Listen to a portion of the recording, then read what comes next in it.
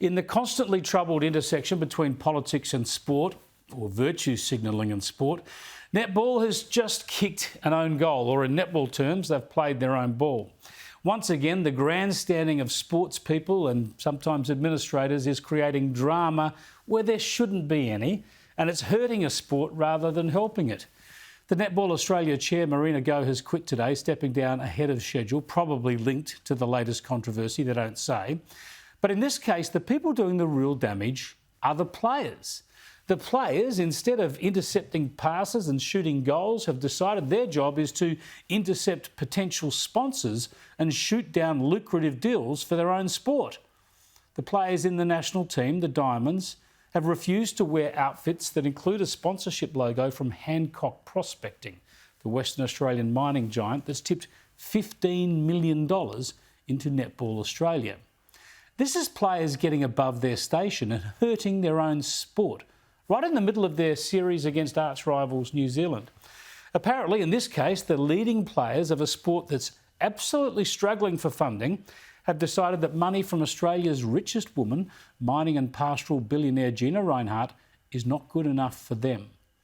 And yes, wouldn't you know it, climate change and identity politics are in play. Climate change issues have been cited after team talks on the issue, and Western Australian Indigenous player Donnell Wallam apparently has raised concerns about horrible statements made decades ago by Rinehart's late father, Lang Hancock.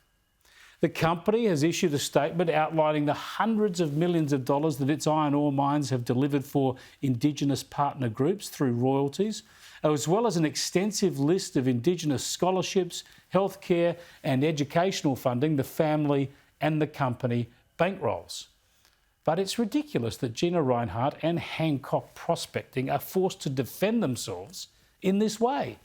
Hancock Prospecting is a well-known and accountable company, operating very successfully within the law, supplying crucial resources for the world that are then used to manufacture a myriad of crucial products that we all rely on, from motor vehicles to railway lines to building girders and mobile phones. Hancock employs thousands of Australians. The company bankrolls state and federal governments with taxes and royalties. It generally behaves as a solid corporate citizen.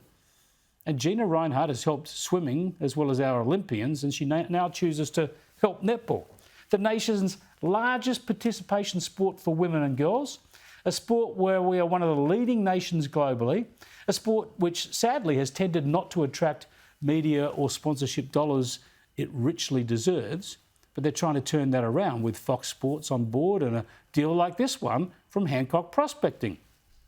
And the players object. The players object. Now, I respect the right of any player to refuse to wear any logo, whether it's a gay pride Guernsey, a particular product, or even a climate change emblem or some other issue. If you don't want to wear it, sit the game out. Don't play. Your choice.